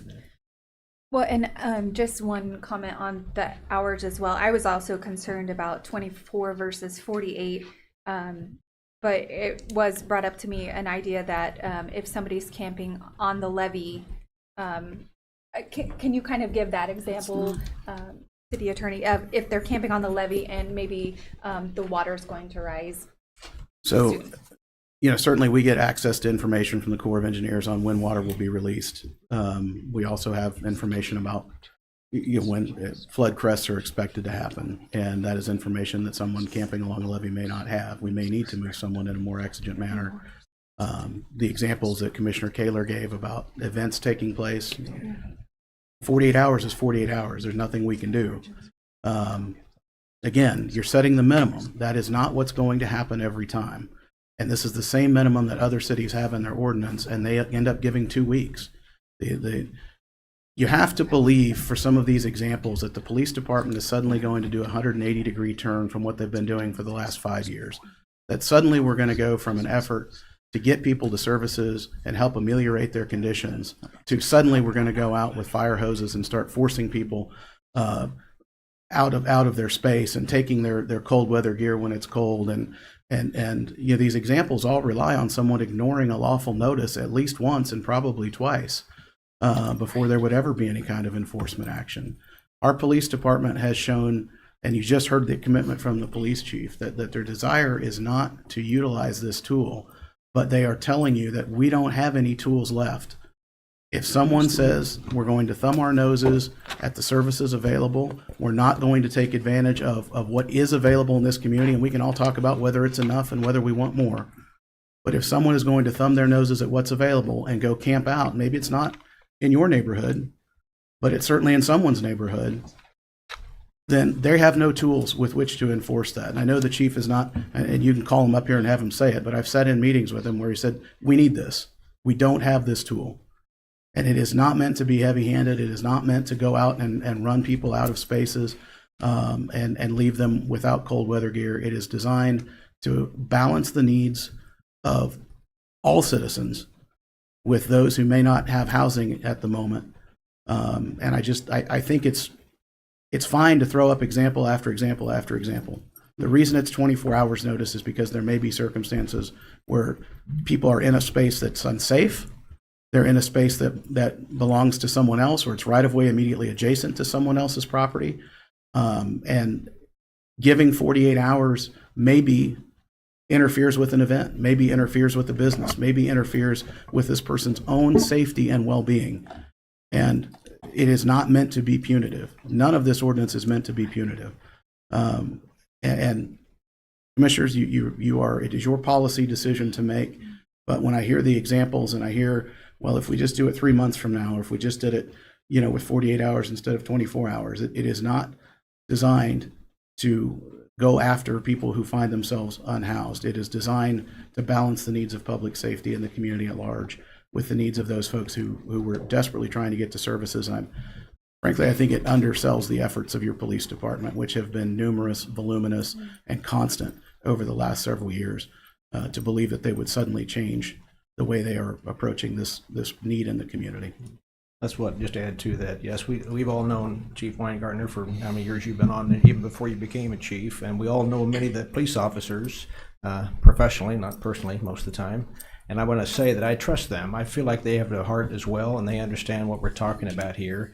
And so, yes, I would echo our counselor's comments that we do have officers and our chief with very reasonable discretion when it comes to enforcement.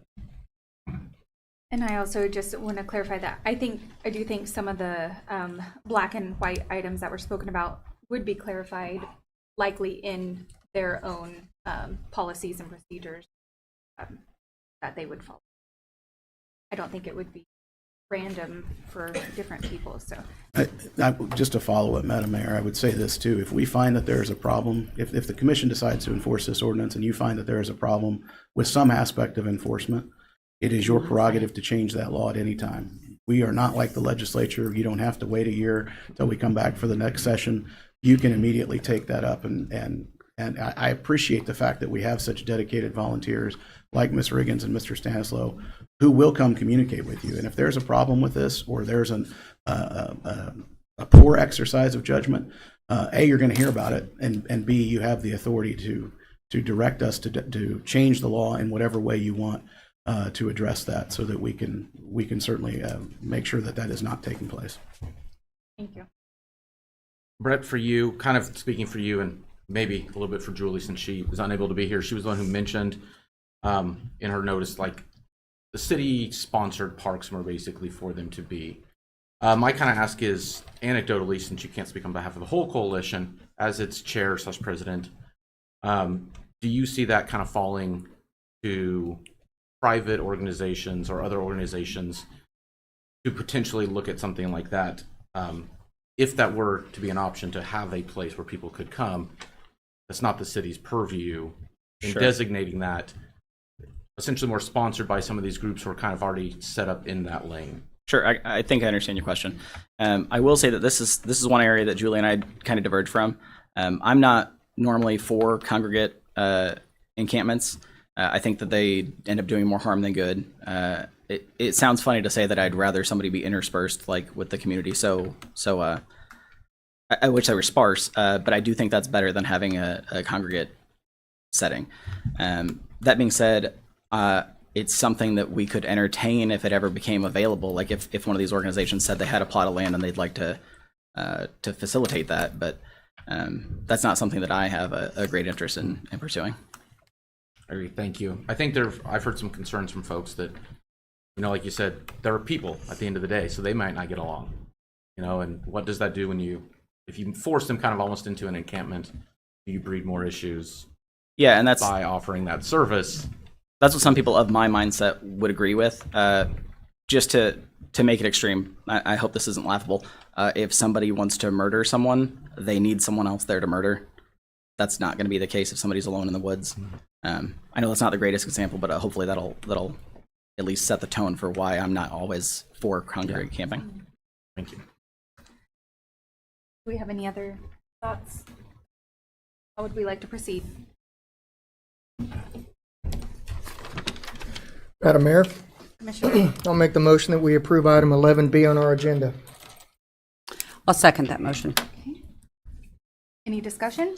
I'd like to bring up a conversation that I had recently with a friend of mine who up until just last winter was homeless and had been homeless for quite some time. I sat down with him and we spoke for probably an hour about this ordinance, and I explained to him, to the best of my knowledge, what I thought it meant, the direction I thought it would head. And after hearing my side of it, he mentioned to me that he didn't feel that it was intrusive. He didn't feel that it was a burden, that certainly the 24 hours was plenty of time to, if somebody was asked to move, gave them plenty of time to move. Also, he thought of it as kind of a spring cleaning kind of thing. You know, sometimes individuals in that situation, they accumulate things that they really don't need. And if somebody was forced to move by this ordinance, that they would take their important possessions and they would move to that next place that they may go, leave things behind that they really didn't need, which, quite as he put it in his situation, was necessary. So I really groveled with this over the last week. I mean, I was the one that asked if we could push it off a week because it was tumultuous internally, because you try to balance, what we think the community needs with your human nature, quite honestly.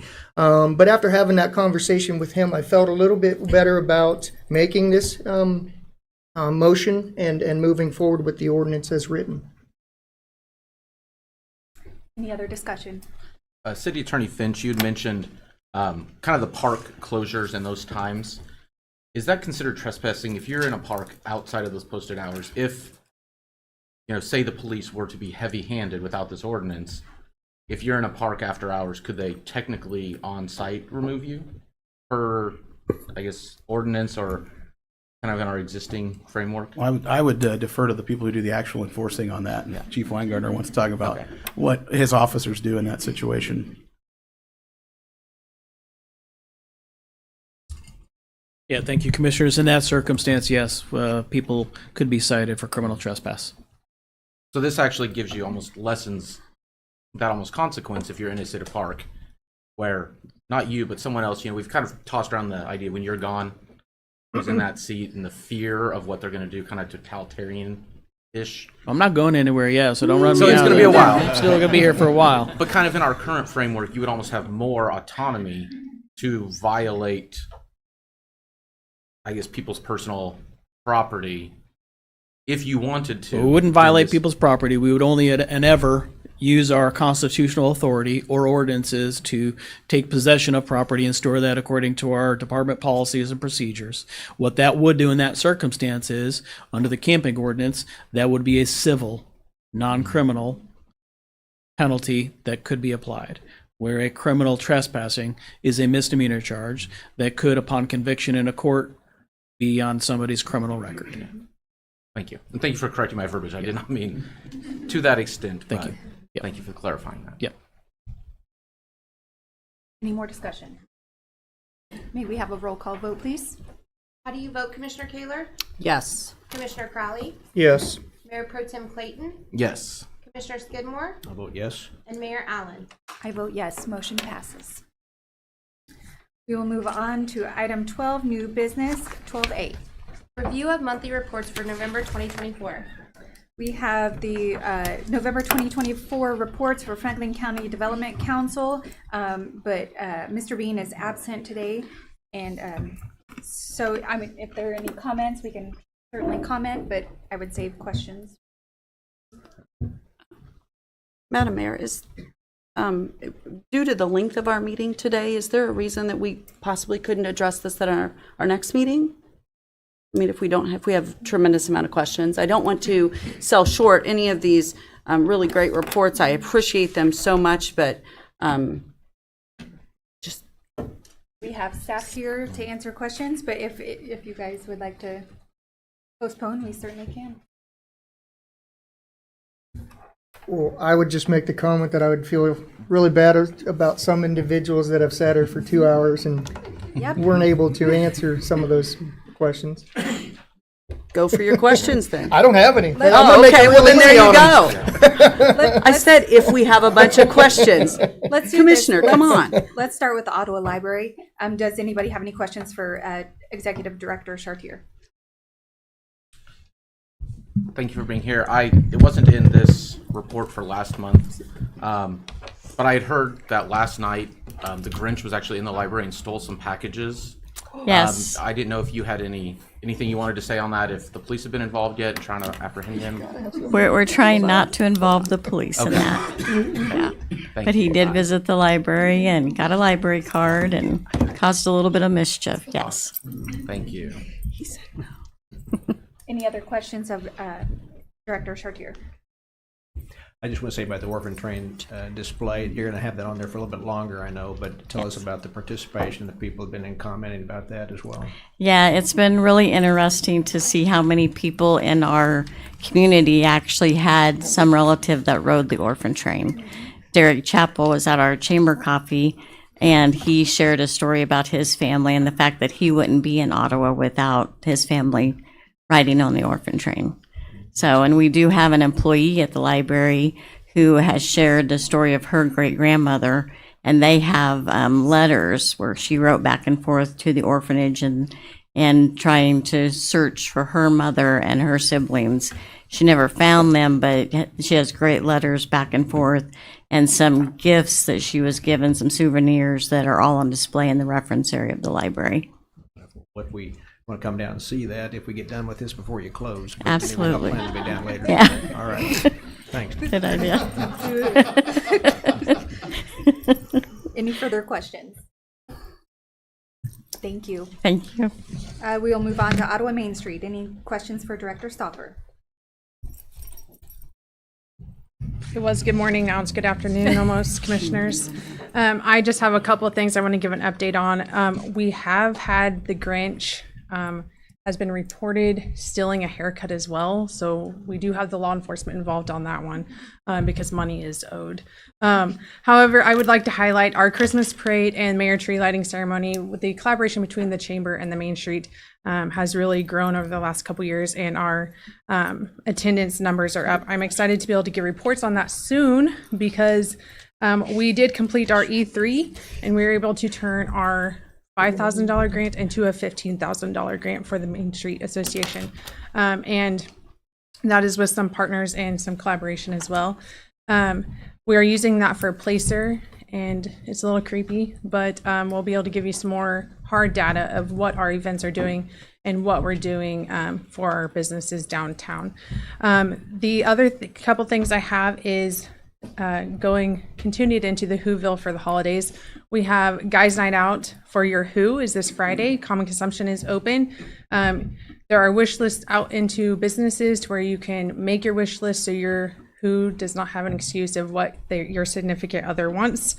And then last but not least, our survey is now live for our transformational strategy.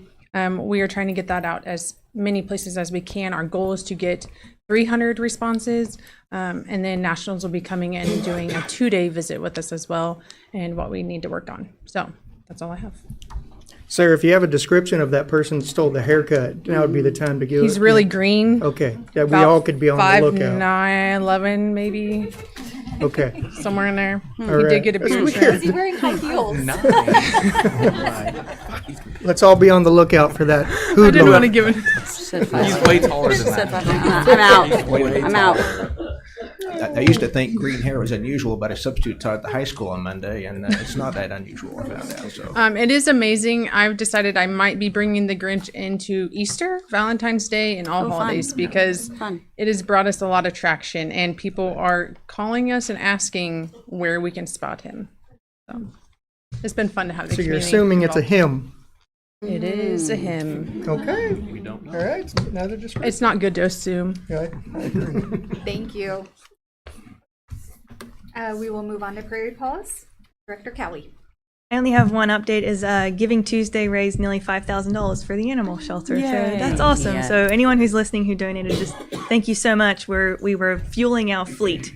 We have 3 little vans driving around Kansas, and we think $5,000 will put a dent in the gas bill on running those things. So thank you to everyone. Thank you. Does anybody have any questions? Thanks for sticking around. You're welcome. We're almost Thank you. done. I'm not too much further anyway here. Okay. We'll move on to item 12B. Request for approval of 2025 funding agreements with Prairie Paws Animal Shelter, Ottawa Main Street Association, Elizabeth Layton Center, and Franklin County Development Council. This is an annual review of proposed agreements with the agencies listed above. A representative from each agency will be present to answer questions by the governing body. And we're going to have City Manager Silcott address this. Honorable Mayor and Commissioners, this is the annual review of the proposed agreements, which have been reviewed and ratified by our community partners, which is Elizabeth Layton Center, Franklin County Development Council, Ottawa Main Street Association, and Prairie Paws Animal Shelter. We partner with local organizations to deliver these services to align with our strategic objectives through these community partner funds, and they're appropriated during our annual appropriation process, and this is simply the codification of that appropriation in an agreement format. The 25 agreements maintain the 24 contribution levels. Noticeable changes, though, do include funding increases for the community band, Ottawa Fireworks, and the Ottawa Main Street Association, reflecting the growing needs and services, and that can be reflected in the 25 column, particularly for our Main Street program. And these budgets are included in the 2025 adopted budget. And we have sufficient cash carryover balances in the general water, electric, and wastewater funds to initiate that distribution on your approval. And if you got any questions related to the inner workings of that, Director Landis is more than happy to answer them. And these agreements obviously have been reviewed by our city attorney and approves us to form. And so if you have any questions for myself, a member of the city team, or some of our community partners regarding their programming and initiatives for 2025, we all stand ready to answer City Manager Stillcutt, I know we've had some talks before on kind of what the reporting requirements are. Under the additional responsibilities, does that mirror previous years, providing monthly electronic physical and Yes. activity reports and quarterly? Because I know we had kind of discussed some options around that. Correct. So if we wanted to look to transitioning to maintaining monthly reporting, but having quarterly programming updates, that could be accommodated and would still comply within the framework of the agreement. And Attorney Finch addressed that specifically. Thank you. Well, I appreciate very much our community partners. I just think about the three people in charge of these, and those three names that I see in there. I can't think of anyone better running their respective departments and their agencies. I know in Kansas City, Vanessa, maybe you've heard that I think the city is planning to separate the relationship with their pet project, I believe it's called, and I hate to see that happen. I know the person that's directing it's leaving for unknown reasons, but nonetheless, I just hope you don't plan to leave us anytime soon. So hang in there. If you can last longer than Chief Weingartner, we've accomplished something. So I hope that'll be the accomplishment. But with all that said, I would make a motion we approve item 12B on our agenda. I'll second that. Any discussion? May we have a roll call vote, please? How do you vote, Commissioner Skidmore? Yes. Commissioner Kaler? Yes. Commissioner Crowley? Yes. Mayor Pro Tem Clayton? Yes. And Mayor Allen? And I vote yes, and the motion carries. Thank you for that. And we'll move on to our item 13, comments by our city manager. Oh, I'm sorry. Oh my one gosh, quick I said item. C. Okay. Well, it's still our city manager, but We're- item C. We're presenting an item for your review, comment, or consideration, whatever you see fit at this point. It is an ordinance levying our transient guest tax, so we're asking you to deliberate and, if desired, consider levying an amount. Obviously, staff would recommend a 6% level.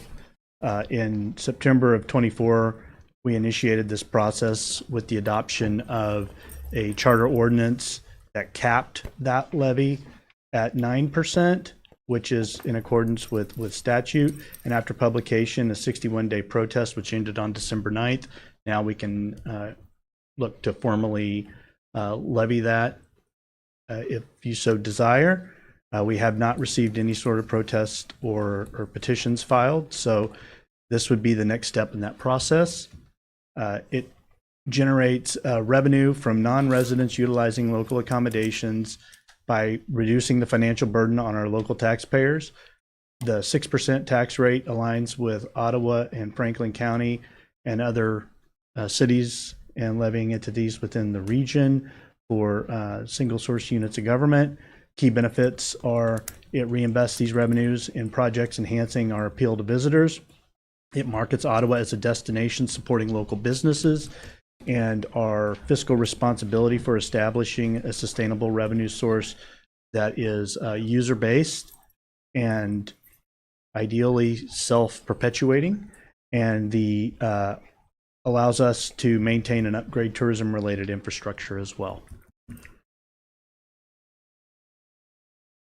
And I give a more detailed breakdown on the percentages levied in the agenda report, but 6% generates approximately $367,900, and that's based upon our previous year's data from Franklin County at that amount. And our ordinance, this was prepared by Attorney Finch. So, do you have any questions for myself or Director Landis or Attorney Finch? Could you clarify where this tax will truly apply? Kind of what does that look like in town, in certain locations? Just so people are aware of what a transient guest tax kind of is. Yes. And how that will kind of be applied. It pertains to hotels, but it would not pertain to an Airbnb. So that's where you're looking at a motor lodge or a hotel. Those would qualify by the definition. Did you have anything to add, Director Landis or Attorney Finch, on the applicability? I guess I'm just looking at the county's getting 6, and so if we add 6, we're doubling it. So we'd be at 12%. My math is correct. That's correct. And that would be, again, on a jurisdictional level, on par with what other jurisdictions are levying. Obviously for the immediate area, that would be high, but also I would direct folks to look at special districts and to look at when you travel to Washington, D.C. or to Chicago or to Overland Park or even to Wichita, you're going to see that levy is upwards of 11%. I'll just add things up. We got this report back in January. Maybe it's changed, but when I include the county and the cities, Topeka would be 14%, so they'd be higher. Prairie Beach right at 12, but right now Lawrence is 6, Gardner 8. Few others I looked up here. I can't think where else I looked up, but it seemed like to me at 6 we'd be jumping quite a bit. That's what I wonder if we would look at 4. That would put it at 10%. My thinking there is if it's very easy to change, right? We were just talking earlier about, the counselor said about how easy it is to change ordinance and laws here versus Topeka. That if we didn't, after a while, maybe after a year of 4%, we can go to 6, but it seemed like quite a jump in my opinion.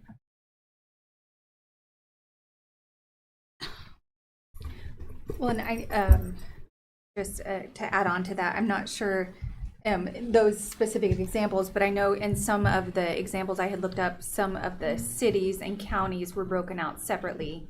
Yeah. So I don't know if Lawrence also had a Douglas County. Douglas County doesn't show one. Okay, okay. Just Lawrence is just at 6. Okay.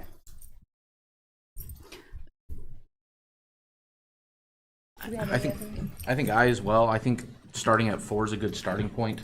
I definitely don't see us wanting to increase this every year, just from, that does not seem something that I would like to do, but I do think starting at 4 at least gets it in place. And if it is 360 for 6, so it's roughly 60K per percent. We're in the 240-ish range.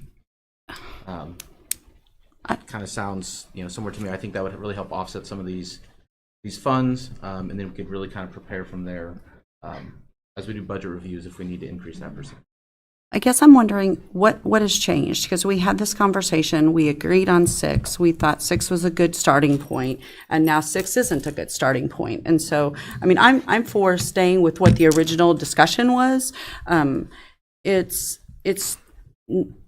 want to note that I recognize that there is also transient guest tax already on the books. The county chooses not to share that with us, although I believe, if I'm right, 99%, if not 100% of the transient right guest now, tax is derived from within the city limits. So I'm for staying with 6. That's what we discussed at the beginning. If we figure out in a couple of years, 6 is entirely too much, we just don't need it, our streets don't need it, nothing needs upgraded, our city is doing fabulous, then let's get rid of it or let it go altogether. But our streets need it. Our streets need it. I was one in January that brought up certainly the differences between surrounding areas and what 6% would do to it. Adding, being 12%, we would be on par, if not higher than surrounding areas. But we've also, had a year to have this discussion, and I've heard no pushback from anybody about it. Quite frankly, I mean, quite frankly, how many people, when they pay their bill at the hotel wherever they stay, actually go through and check, what all their fees are? I think the important thing to them is how much that nightly cost is, and if it meets surrounding areas, they're going to stay there, or if it's kind of where they're planning on doing their business. So I too am in favor of the 6%.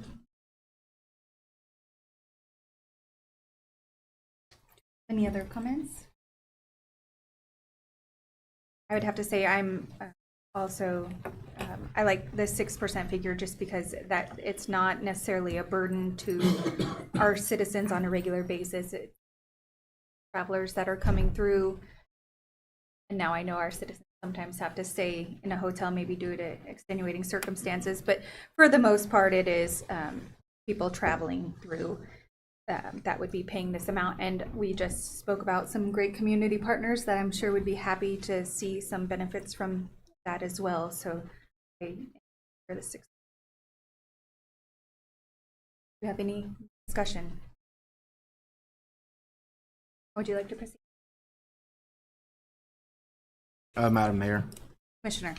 I'll make the motion to approve item. It's confusing. C. Do we have a second? As stated? As stated. Okay. At 6%. At 6%. I'll second. Do we have any discussion? May we have a roll call vote, please? How do you vote? Mayor Pro Tem Clayton? Yes. Commissioner Skidmore? No. Commissioner Kaler? Yes. Commissioner Crowley? Yes. And Mayor Allen? I vote yes. Motion carries. We will move on now, finally, to item 13, comments by our city manager. Well, commissioners, we started the meeting off with a little bit of an audible called by the diligent work of our city attorney, and it was kind of in little nibbles here and there, and then it was fast and furious. And so I appreciate his quick turnaround on the various versions, as well as my counterpart and colleague at the county, who's also a dual JD MPA as our county commissioner, or I'm sorry, county administrator and county councilor, Derek Brown, because we were reviewing these things last night, and want to take the opportunity to thank not just the citizens, but those commissioners that had that vision to implement something like this.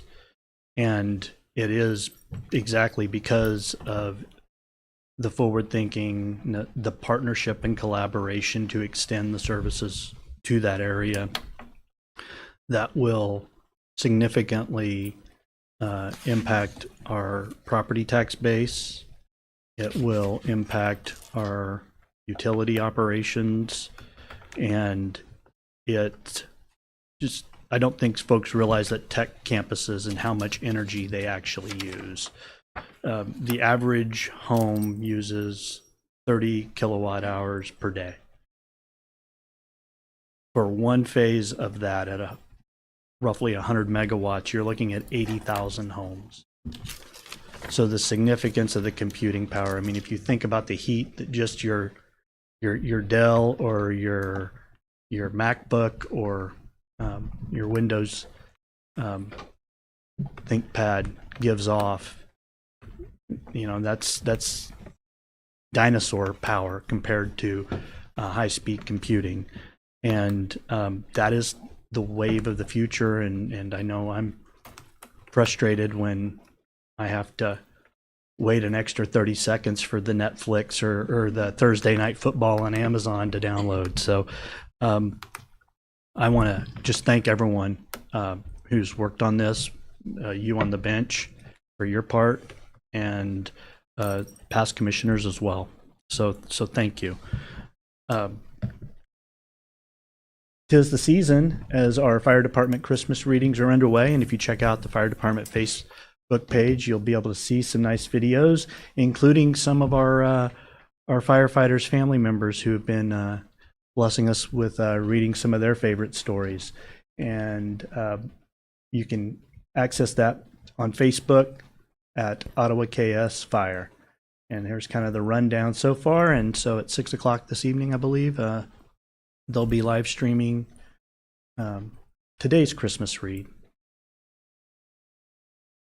Want to highlight some recent promotions that were recognized. John Caldwell was promoted from probie to firefighter, as was James Gerritsen. And then we want to recognize Lieutenant RHID for his promotion, and Captain Wilson for his, and then Ryan Young on the white on the right to driver engineer. And then just some other things kind of public safety oriented. If you know anyone that is interested in fire or EMS or emergency services, there'll be a new EMT class beginning in January, and they can reach out there to Allen County to look at enrolling. Also, our police department's hiring police officers. And then also, while we're talking about folks that may be going through some rough times, if you are aware of anyone that just needs to talk to, don't forget that you can just dial 988 for immediate assistance if needed. So we want to encourage that as well, especially during the holidays. Some OMA activities, some Main Street activities here. I want to save the date for the Piccadilly fundraiser in May, on May 4th.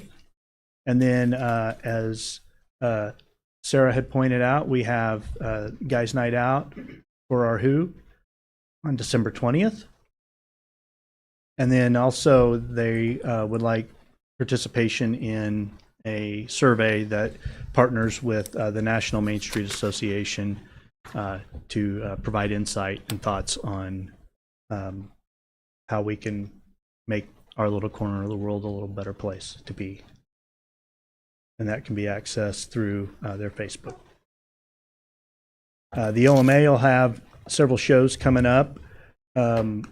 We've got a Opera Land here approaching for the weekend, but coming up in January we'll have the Jersey Nights, and we'll have a Bon Jovi Journey tribute, and the Instamatics as well, which is a 60s performance. But then we'll have Bruce Springsteen and the E Street Band, Thunder Road, and then Elton John and the Rocket Band.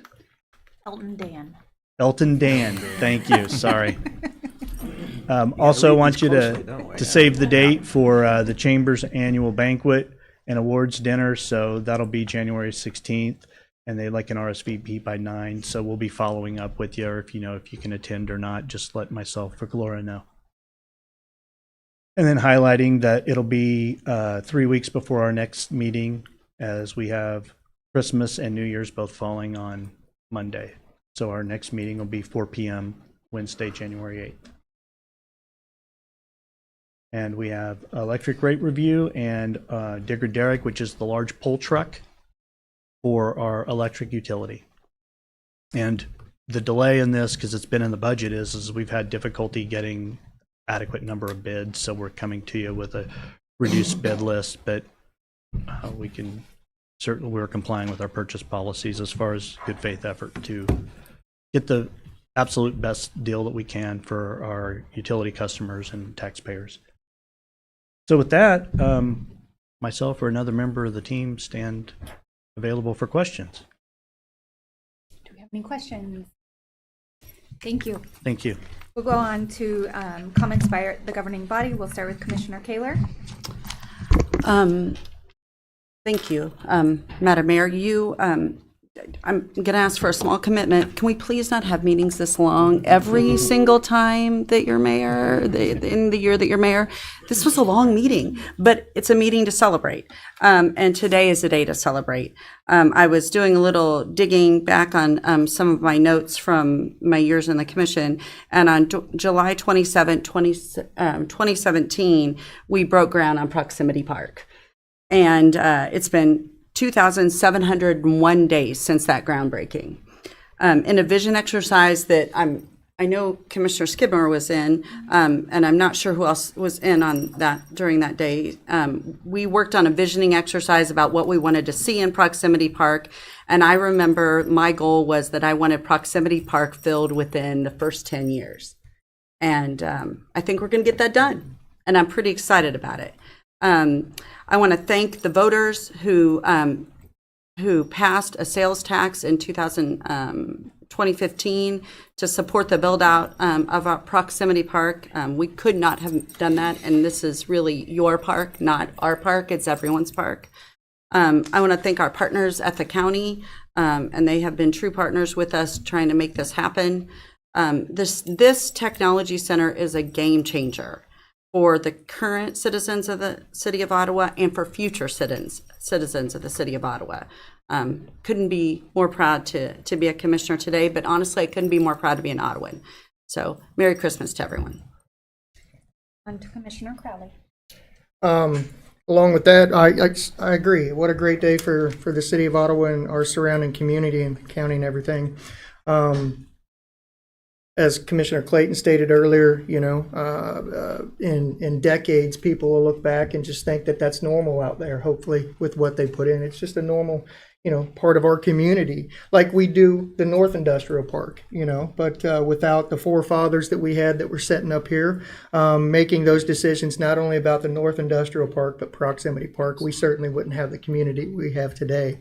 I also don't want to forget about some of the few other items on our agenda, you know, the commitments that Rockham LLC and Victory Dodge, Josh Walker, Rick Dietz, George Ogle. I mean, all those folks that in the interim have made a huge commitment, financial commitment and personal commitment to our community. And I want to thank them personally. They've raised our community up to where we are today, and we have a bright future here in the city of Ottawa.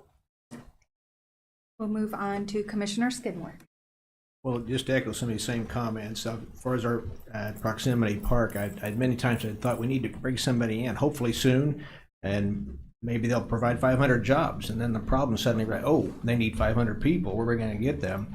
And so I feel like this agreement we made here today is really a hand-in-glove fit arrangement where they're providing not only just regular paying jobs, but very high paying jobs. And we're talking about maybe 100 people. And as they build out, gradually build up to the 400 or 500 people that we're looking at employing there. So I really see that as a great hand-in-glove fit. And this is going to be a great opportunity for our community for years and years to come. I want to thank our city manager and all his staff and all for all the work we did. We've had quite a few meetings since August, and I think they all went very well, and it was very good. I think Commissioner Kaler's one that said the guarded optimism was the theme for several months here, and I appreciate that. That's exactly right. But I'm glad to see that it's come to fruition. Of course, our city attorney, having experience dealing with the Panasonic purchase, I appreciate that your experience there helped us a lot in this as well, although this is a little bit smaller than that one, but nonetheless, some of the same mechanics is involved in negotiating. So thank you for all your hard work on that. Yes, Derek Brown and Colt Waymeyer, they were involved in a lot of this with us, with the county. And as I said earlier, we wouldn't have been talking here today if it had not been for the county's commitment and participation on this. Paul Bean as well. So there's just so many people that came together. The right people came together, I feel like, at the right time and to make this thing happen. But I don't want to forget about the taxpayers. I think it's been mentioned already here before. I remember going door to door, encouraging people to vote for that half-cent sales tax. That would have been almost 10 years ago. And a lot of people were questioning that, but I'm glad we got that passed. And I believe the financing side of that was just the beginning of it. And I realize we're still in the process of making this thing happen, but I feel very good about this thing is going to take place and looking forward to our new mayor cutting the ribbon in 2025. We'll move on to comments by Mayor Pro Tem Clayton. I'll just mirror the sentiments kind of everyone. Thanks to all those who've been a part of this process for the last 10, 15 years plus. I remember when I was working at the county just as in IT, when this first kind of came up in 2013, 2012, initially kind of seemed like a pipe dream, and it's kind of cool seeing the full circle to hopefully getting a tenant out there, and one that I think is unique, will be unique to Ottawa and the surrounding area in terms of employment, kind of that full spectrum, but also kind of like they had mentioned, getting some data centers here, what that could potentially do for surrounding businesses as well. So thank you to everyone on that, the voters who voted for that. And I do hope that someday we drive by it and everyone's just like it's been there their whole life. And then with the TGT and some of the other things as well with Rockham LLC, I think there's a lot of future-centric stuff done today. And I love seeing that, keeping all Ottawans kind of in mind with that. Yeah, I would agree with everyone. I would say we ended our year with a bang, certainly today, and especially at almost 2 hours and 15 minutes of my very first meeting as mayor. And also the last one of the year. So it's an exciting time in Ottawa, but I can hear Commissioner Crowley's stomach growling. So we'll move on. For an hour and a half now, quite honestly. We'll move on to announcements. We have canceled our December 25th meeting and our January 1st, 2025 meetings due to holidays. And we will meet again on January 8th, 2025 at 4 o'clock here in City Hall with nothing.